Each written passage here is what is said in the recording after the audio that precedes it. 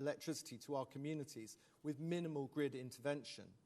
Not everything has to be solved at national scale.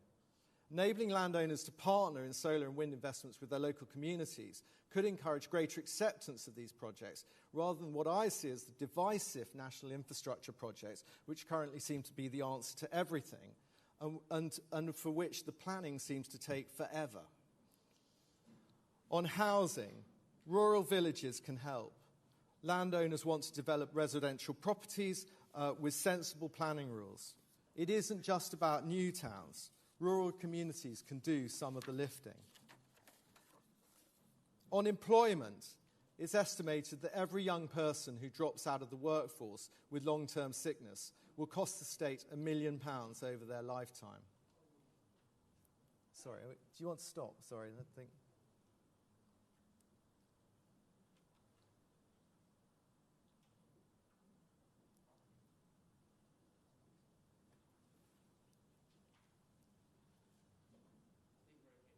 Okay.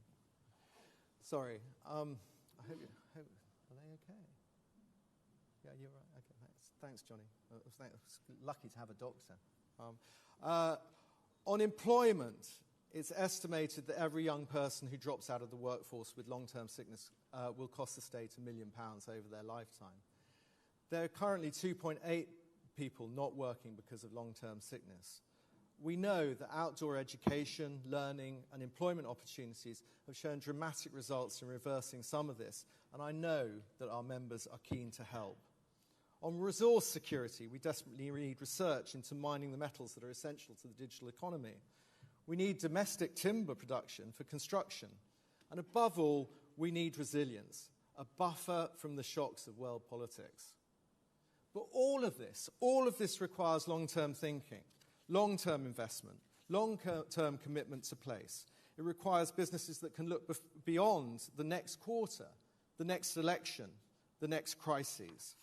It requires exactly the kind of family businesses this government doesn't seem that keen to support. It seems to be a clear choice between using our members as a solution to these problems rather than believing that they are part of the problem. So what, as the CLA, should we do? Well, we need to tell our stories better, not defensively, but clearly. We shouldn't be seen as the problem. Every project you undertake, every job you create, every acre you manage well, tell that story. Tell it to your MPs, tell it to your councils, tell it to your communities, tell it to the media. We need to build much better alliances, not just between ourselves, but more widely. As famously Joe Cox said, there is so much more that binds us together than tears us apart. We need to find more common ground between us and the conservation groups, the community organisations and the other business sectors facing the same issues. We are much better together, but we must find the areas of agreement rather than always focusing on where we disagree. We must continue to demand evidence, not ideology. When policy is based on feelings rather than facts, we should call it out. When the science is unclear or unfounded, we need to refuse to accept made-up answers. We must insist on rigorous, evidence-based policy making. And finally, we have to stay hopeful. A few weeks ago, just next door in Westminster Abbey, the Bishop of Ramsbury spoke at the Harvest Festival about opening up to hopeful change rather than retreating into fear. I believe that hopeful change is possible. To me, it means a much, much more mature, measured attitude to land ownership and management in this country. One that allows us to maintain control, one that dispels old tropes, one that provides proper support and asks for fair taxation in return. That future is possible, but only if we press for it. And let me be clear, in a period of continued and multiplying challenges for you, your family and your business, you are not fighting alone. CLA has the expertise, the experience and the determination to champion your cause. We know how to navigate the corridors of power. We know how to build the evidence base that changes minds. I am proud of our recent achievements, not least in the midst of several different governments' attempts to dilute its impact. we have continued to defend the principles of nature-friendly farming and public payment for public goods. We have worked hard, often forging unlikely coalitions to do this, and we will continue to do it because we know it is right.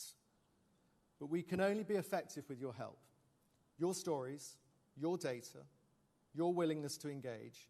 When we walk into a minister's office, or God forbid, the Treasury, we carry your voice. The more you share with us, the louder that voice becomes. The more you stay engaged as members, the stronger our hand. This organisation has represented you and your businesses for over a century. We've had to change the governments of the day's mind before, and no doubt we will have to change it in the future. Because if we don't, let me be clear about the alternative. It will be bleak, with us watching over multiple family businesses dismantled, rural communities hollowed out, and the solutions of national challenges discarded. So in that spirit of hopeful change today, you will see a snapshot of the amount of work that our members are doing. Their passion, their innovation, their commitment for a hopeful future for their family and their business. And that's what we're defending. Not an abstract principle, but real businesses, real families, real communities, and real solutions to the challenges facing this country. This government, or any government for that matter, needs to look beyond the dogma and ideology and see what private landowners and managers can achieve. It isn't a fight worth having when working together provides long-term solutions and benefits to the whole of the country. Thank you for being here. And I mean this, thank you for everything that you do. Now let's have a fantastic day together.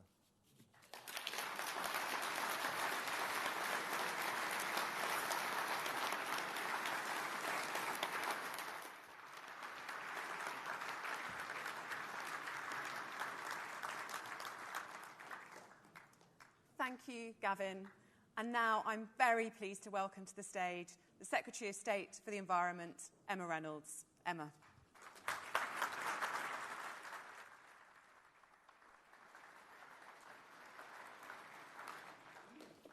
Good morning, and thank you, Bella, for that introduction. It's a real pleasure to be with you here this morning, and I want to say thank you, Gavin, and the CLA for inviting me to speak today. And congratulations once again on your appointment. It was good to meet you in your first hour, and don't worry, I know you didn't mean it, which is why I am here. I really look forward to working with you. I'd also like to thank Victoria, the outgoing president, for her recent leadership of the CLA and the way she championed rural communities across the country. The theme of today's conference is driving rural growth. And as Bella said, these words aren't just your conference slogan. They are at the heart of this government's plan for change to grow our economy. And I want to be clear from the outset of my speech. This government sees the rural economy as absolutely fundamental to our growth mission. When rural communities succeed, the whole country succeeds. My vision is to grow the rural economy, a countryside with thriving businesses where good jobs are created and communities flourish. I listened carefully to what Gavin had to say this morning, and also when he gave me his candid views. This was written before what he just told you yesterday. And I know that the sector and the government haven't always seen eye to eye and haven't always agreed. But today I want to focus on the future, and in particular how DEFRA will work in partnership with you and across government to address the new unique challenges and opportunities that you face. And I'm lucky to have such an excellent ministerial team, and I'm glad that Minister Angela Eagle is with us this morning. Angela brings decades of experience, and together we're determined to deliver for you. But before I talk about that partnership, I wanted to say a little bit more about myself, because I think it's important that you know where I'm coming from. I used to be the city minister, but I've always been more of a country girl than a city girl. I grew up in Staffordshire, my parents live in rural Shropshire, and I live down a country lane in the Chilterns. My Wickham constituency is a semi-rural seat, and I represent a vibrant rural economy with 89 farms, fantastic country pubs, local shops and community hubs. And this time last year, the CLA organised for me to visit many different farms in my constituency, and I want to say a big thank you to my constituent Ted Howard-Jones and the CLA's Mike Sims. It was tipping it down all day. They're not in charge of the weather, I know that. But it brought it home to me as I stood in a huge grain store while the farmer there explained the challenge of keeping grain dry in relentless weather. And this was just one of many visits I've done in my constituency and elsewhere. And I know it's just one challenge among many that you face. Whether facing extreme weather, economic pressures, or changing markets, people in our countryside have consistently shown remarkable strength and adaptability. Today, I want to talk to you about three things: unlocking rural growth, backing farmers to improve profitability, and providing the stability and clarity businesses need to invest with confidence. First then, let me turn to unlocking growth for the rural sector. I mentioned the extreme weather conditions you face, and many of you will have felt Storm Claudia's impact over the weekend. Extreme weather isn't just future risk, it's today's reality. And that's why the government is investing a record £10.5 billion in flood defences, protecting nearly 900,000 properties, boosting drainage board funding, and supporting rural communities through our Flood Resilience Partnership. Water security is fundamental, and I'm glad that Gavin spoke about this in his speech. Without it, there's no food security or rural growth. And drought, we know, is also a challenge. This year, we had record-breaking dry weather. We must store water effectively for resilience. And I'm working closely with my colleague, Steve Reed, the Secretary of State for Housing, and also the Housing and Planning Minister, Matthew Pennycock, to clarify planning practice for the permitted development right to support the creation of on-farm reservoirs and other vital infrastructure that you need. But resilience isn't just about weather. It's also about protecting herds and flocks from disease that can devastate businesses overnight. Farmers facing the risk of diseases know this all too well. We're acting quickly when threats to your livestock emerge, and we're transforming biosecurity for the long term, including by investing over £1 billion for a new National Biosecurity Centre at Weybridge, detecting threats earlier, tracking diseases faster, and responding more effectively. This is about giving you the confidence to invest in your future. But we also know that resilience alone isn't enough. And I've discussed already with the CLA the huge growth potential of rural businesses, and I want to work in partnership with you to unlock that potential. Rural Britain already contributes £259 billion to our economy and supports over 500,000 businesses. And tourism is a key part of that. It's easy to see why, with so many attractions, from farm shops with great local produce to the stunning national parks that have such a huge benefit to people's mental health and well-being. And you play such an important role as custodians of these landscapes and communities. Yet I know that barriers can hold you back. Rural challenges don't always fit into neat departmental boxes. That's why our Rural Task Force is ensuring that your voice is being heard across government. We've identified specific barriers holding rural communities back, and we will publish the results of the task force early next year with over 50 interventions to tackle these barriers. But we're also acting now on housing, energy, transport, connectivity, and rural crime. On housing, local people priced out of villages is not only wrong, it's an economic problem.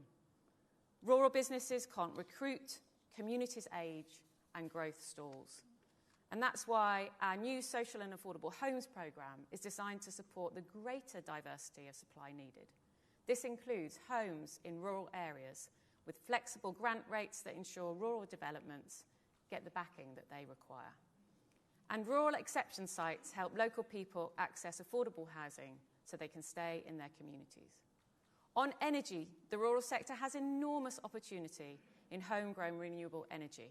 Land managers are uniquely placed to deliver this, from solar on farm buildings to community energy schemes. Together, with good clean energy, we can solve the issues of energy security and improve affordability too. This will bring investment and good jobs to rural areas. And when it comes to the wider issue of land use, we need to discuss the opportunities for multiple uses of land, and Gavin and I started that discussion yesterday. How we can deliver for food and nature, or energy and food, on the same land, rather than it being presented as a binary choice. This is all key to the work that we are doing on the land use framework. On transport, better bus services are on their way for rural communities. The government's Bus Services Act detects vital routes from sudden cuts and gives local leaders control to improve services, reconnecting people to jobs, healthcare, and opportunities. And we know it's not just physical connectivity. We're also committed to improving digital connectivity in rural areas. There we go, you can hear it there. Project Gigabit is improving access, it keeps going, to fast, reliable broadband in rural communities. Our shared rural network has already delivered 4G coverage to over 95% of the UK, but as Gavin stressed to me yesterday, we know on this front there's much, much more that needs to be done. We're also tackling the things that undermine rural confidence and security. Livestock theft, machinery theft, fly tipping. These aren't minor inconveniences, they're direct attacks on rural businesses and productivity. And we're cracking down on waste criminals blighting our countryside. We've boosted funding for the Rural Crime Unit, and we're working in partnership with the National Police Chiefs Council on the Rural and Wildlife Crime Strategy, backing it with the full weight of government, and that strategy will be published later this month, setting out how we'll tackle rural crime head-on. This is partnership work in action, and nowhere is that partnership more important than with the farmers who are the backbone of rural communities. Second, I want to speak about farming profitability. Just this morning, DEFRA has published the latest farm business income statistics, and these are encouraging, with average farm incomes increasing by 21,500, I used to be a Treasury Minister, and probably not to say on this stage, to 71,200 on average. In the past year alone, average income from diversification has grown by 17%, and average income from agri-environmental schemes has more than doubled. This is fantastic news, but I know this year has brought a difficult harvest, and I know that more challenges lie ahead. I've seen how hard you work while facing enormous pressures. You have continued to feed the nation and produce food to some of the highest standards in the world. Earlier this year, we appointed Baroness Batters to lead a farming profitability review, and this is the first time government has commissioned a comprehensive review of the barriers and opportunities for farm profitability. We plan to publish the review before Christmas. Minette brings years of experience as a leader in agriculture. We've had some really good discussions together, and a big theme that we've discussed has been the importance of the government and the sector working in partnership together. This underlines our approach. Working with you, the experts, we will improve the conditions of British farm businesses to thrive. While Minette has been conducting her review, we haven't been sitting still. We're getting more money into the pockets of farmers than ever before to help you build more sustainable and profitable businesses. We've unlocked new markets for British produce with the trade deals with India, China, and the US. We've committed nearly £250 million in productivity grants to drive innovation and new technology. And Gavin, you joined me when we appointed the first ever Commissioner for Tenant Farming, Alan Laidlaw. Over half of England's farmland, more than 50,000 farm businesses, are already benefiting from our record investment in environmental land management schemes. These schemes recognise something fundamental. Restoring nature isn't a burden on your businesses, it's an investment in your future. That's something that applies to every rural landowner and business. Healthy soils, abundant pollinators, clean water, all are essential for the environment and your bottom line. They provide the natural resilience that protects your crops, reduces your costs, and secures your productivity for generations to come. Third, I want to talk to you about providing you with more stability and clarity. From day one, I've heard loud and clear how important that is to you to plan for the future. And I recognise that mistakes were made earlier this year, and that's why I acted quickly, extending countryside stewardship mid-tier agreements and opening applications for the new and improved higher tier offer. And although 2,800 farmers have now responded to the mid-tier extensions, there are many who have yet to respond. So I'd like to ask your help to urge all of those who have not yet responded to do so by next week's deadline, the 27th of November. I'm determined to provide you that same stability going forward. Angela and I know how important it is to get the reformed FI offer right. It's our most popular scheme with 39,000 live agreements, and it's top of my inbox to get the offer right for you. It's urgent, but it's also complex, and it must work for the years to come. Over the course of this year, the team have worked closely with the CLA and other stakeholders to consider improvements which build on what has been working well in SFI, and also, obviously, to address what hasn't worked so well. I'm now considering how to change the scheme so that it better supports sustainable farming and drives growth. The changes we are considering will be an evolution, not a revolution, because I know that you need that stability. We'll introduce improved budgetary controls to help money reach more farmers and focus on the most impactful actions to benefit the environment and which work alongside your business.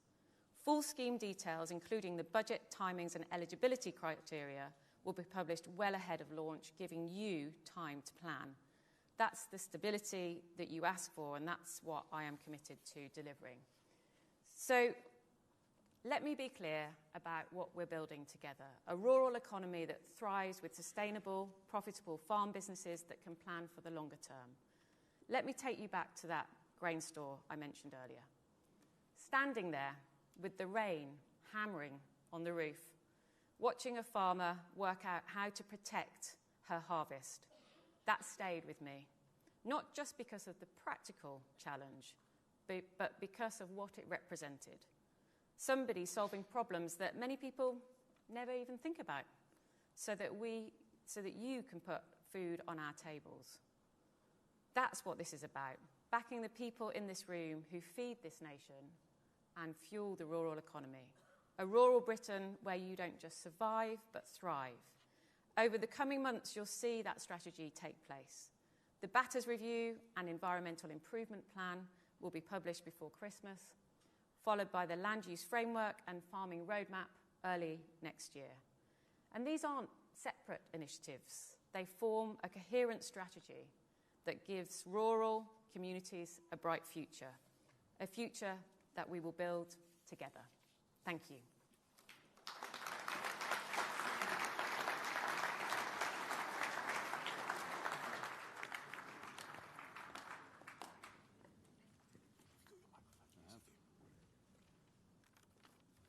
Great. Thank you. Can everyone hear? Yes, great. Thank you so much, Emma. That was fantastic. Would you like a glass of water? I would love a glass of water. Thank you. Sorry, everyone. Technical side. We decided this year, with a break from the norm, to actually ask members via the WhatsApp group to submit questions beforehand so that we could get through a few more than usual. Okay. And so I just wanted to start really with some of our members' questions from the last few weeks. A resilient rural business is one which has confidence to invest for its future expansion, improving productivity. The changes to IHT have made many people fearful to invest. Can you set out why rural businesses should invest and look for growth in that climate? Sure. Well, thank you for that. And look, I understand that there are huge concerns about APR and BPR and IHT overall, and that isn't something that came to me on the 5th of September when I was appointed. It was something that farmers in my constituency had been in touch with me about. But I want to, as I said in my speech, focus on the future. So We will publish the BATTers Farming Profitability Review before Christmas. I'm really excited about that. We will also set out our land use framework and the 25-year farming roadmap. And as I said in my speech, one of the key parts of this also is making sure we get that new SFI offer right. So those are the things that I am committed to, and I hope that will help build the confidence that you talk about. Brilliant. Slightly on that theme, what would a job well done look like for you as Secretary of State? Sure. Those are always difficult questions to answer, but thank you for the question. I think very often, and I was out of Parliament for nearly 5 years, so I lost my seat in 2019. So I had a little bit of time to reflect on this, and I worked in the private sector. And what struck me during that time was that businesses, and I know rural businesses are the same, and maybe even more long-term, that businesses plan in much longer-term cycles than politicians.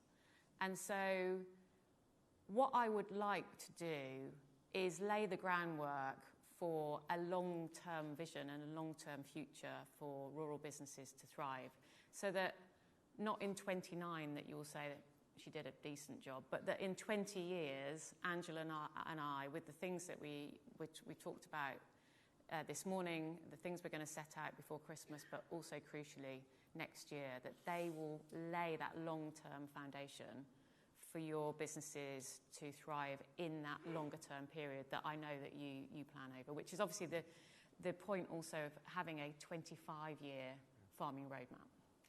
Fantastic. I don't know how you'd answer this, but I think the general theme that comes out of this question is that many in the countryside feel forgotten about. They feel that they're not really being heard. And I don't know how you feel about making sure those of us in this audience who are really ambitious, how they get to be heard, how they get to be listened to by government. Okay, well, I'm sorry if that's the way you feel. I know that Angela and I really appreciate your engagement. And I think this isn't just about DEFRA working with you, and I want DEFRA to absolutely be that engine for growth. And I think the rural economy is a key part of the growth mission, as I said in my speech. But we want to make sure that we're working across government to bring down some of the barriers that aren't in our wheelhouse, whether that's planning you talked about, on-farm reservoirs and the planning development rights there, or whether it's other issues, whether it's skills. We've got to work across government to improve and help you tackle some of the challenges that I set out on housing, on connectivity, on energy. So it's trying to work across those broader set of issues and challenges that I know that you face. But I am optimistic about the future. I think we have got lots of opportunities, and some of the work around agri-tech and some of the work that we can do together about skilling and reskilling the workforce in rural economies is really exciting. And I want us to ensure that, of course, we'll have difficult discussions about things we don't agree on always, but we want to set out that positive vision with you together and in partnership, as I said in my speech. Yeah. Many rural businesses feel frustrated by the planning system. I think if Joe, I and Eliza had £1 for every time somebody mentioned planning systems when we go around the country, we'd all be in the Maldives. But that'd be nice. Yeah. But 70% of our members have said that they've cancelled investment because of the planning system, because they feel that it's failed them. What do you feel? Do you feel that you can form a sort of bond with Steve Reed and a sort of commitment to speeding up the planning system within the rural economy? Because it just feels like we're, again, slightly being left behind on that front as well. Well, as you know, the government really has prioritised planning reform. We've done huge planning reform already, and thank you to those who responded to the NPPF consultation, which was early on. In fact, when I was at the Bucks County show a year and a bit ago, the CLA had a fantastic expert talking through the government plan. So I know it's something that you are interested in and seized by and frustrated by. I think our government has done more than any government for generations, to be frank, to reform the planning system. That doesn't mean that there isn't more to do. We've got the planning and infrastructure bill just going through its final stages in Parliament. But as I said in my speech, and something that you and I talked about yesterday, is we know that there are specific issues in terms of building essential farm infrastructure that are, and it's not just, it's the speed, I think. And we know that in business, time costs money. Yep. So I am working with Steve. I have a very good working relationship with him, which has been strengthened by me taking over his job and him moving. But we are working closely together, and I want to see what we can do to help you build that infrastructure, particularly around water, because we know that water is a big challenge with the kinds of extreme weather that we're seeing. Yeah, and I think for those members within designated areas, I think that they feel acutely sort of left behind, and the planning system's not fit for purpose for them. And so I'd sort of make that point going forward. Moving into sort of something a bit more granular, and maybe one for Angela really, but how can farmers better help co-design a revised 2026 SFI scheme, and how can we work towards a more long-term, profitable and predictable agricultural policy?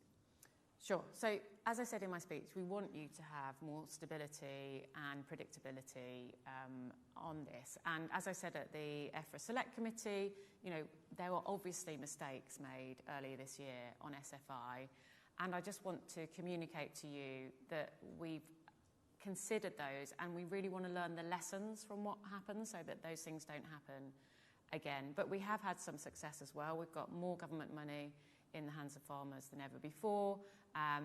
But all I would say on the next iteration of SFI, we're already engaging closely with the CLA and with others, because we know how important it is to get this right. And we promise to you that we will look very carefully, and you'll know this, that there are trade-offs here in terms of the design of the scheme, big trade-offs. So Angela and I, this is a big priority for us in the department and the wider team of officials, of course, and we will continue to work with you to get the detail right. But there is a trade-off here too. We've got to get it right, but equally we know that you want us to get it out. So, you know, we've got to get that balance right, and we want to give you, when I can, more certainty in order to have the time to plan to apply once the scheme is out. Yeah, my plea would be to manage expectation. So I think if you can say, I have a personal problem with using seasons to tell us when things are happening, whether it's meteorological or astrological, summer or spring always seems to be a bone of contention within DEFRA. But I think if we could use dates or months, then that would be really helpful. I know that seasons are used in government, and they're used quite elastically. So, yeah. I mean, look, quite elastic. Our ambition is that, and this is going to disappoint you, I'm sure, because it's not even a season, but our ambition is that in the first half of next year, that we will have... well, that's a date. It's not the second half. Okay, right.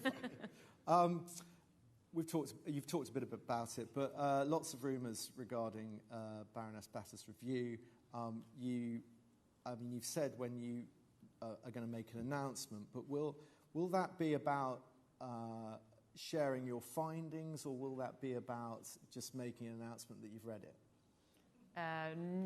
Not the latter, because that would be a bit of a cop-out, wouldn't it? Yeah. Look, I'm really excited about this review, and I'm very keen to get it published. We will set out a high-level response, and we'll set out some of the things that we want to take forward. And there's some great ideas in there. Minette, as I said in my speech, has huge experience and expertise in these matters, and I feel very lucky that we've had her in the heart of government, really contributing and giving the perspective of a rural business in the heart of government to me as the Secretary of State. So I think this is a really positive and exciting thing. I'm not just going to just read it, I can promise you. I have read it, and there's a lot in there. When we publish, we will set out a high-level response, and we will talk about some of the things that we're going to do in order to improve profitability, because we know that is such a huge issue across the sector. And it's different in different parts of the country, in different types of farming as well. And will we see a prioritisation of some of those? There are 57, I think, recommendations. So presumably you're not going to take everything forward. You're going to try and do as much as you can. We will set out, as I say, a high-level response with some key things that we will take from the review to improve things for profitability. I'm really excited about doing this. I'm really keen to get on with it, to be honest. And you'll see more in the coming weeks. Brilliant, thank you.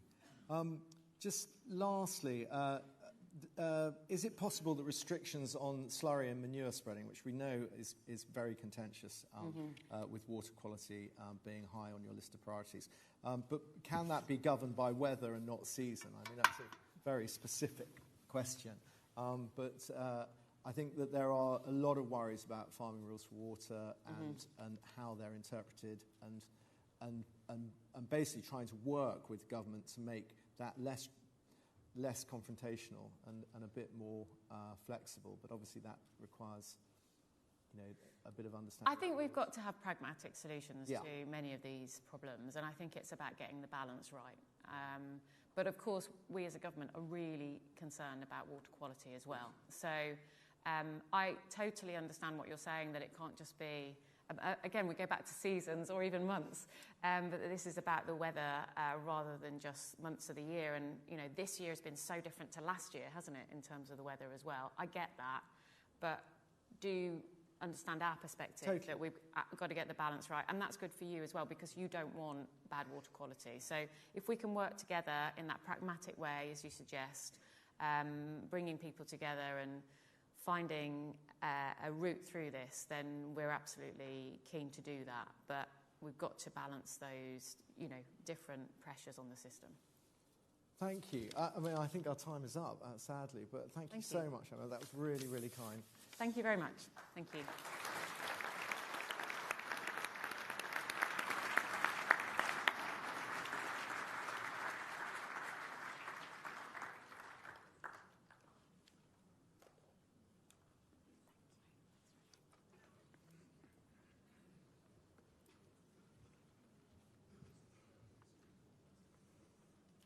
Thank you, Emma and Gavin. I think through those questions, we hear the really practical challenges that you're facing, but also they come with so many solutions. And it's fantastic to hear partnership and together featuring a lot in those answers, because that collaboration is how we're going to break through those challenges and find solutions. Now we're going to hear from somebody who is doing the doing in a family business using England's oldest whisky distillery to produce a world-class single malt. Please welcome our keynote speaker from the English Whisky Company, Andrew Nelstrop.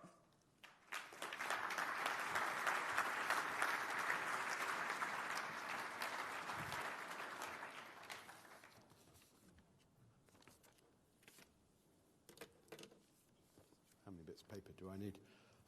Good morning. I'm Andrew Nelstrop. I currently run the English Whisky Company, and you are not my target audience. Occasionally I'm allowed on a stage, and my normal audience has a lot of big beards and a lot of tattoos.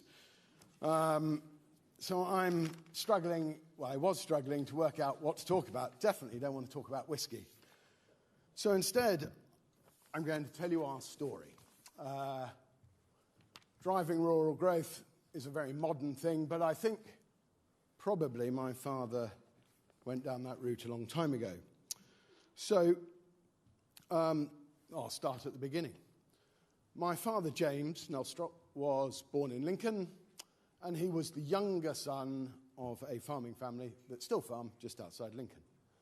And the joy of being a younger son in a family with good traditional values is you get told to bugger off and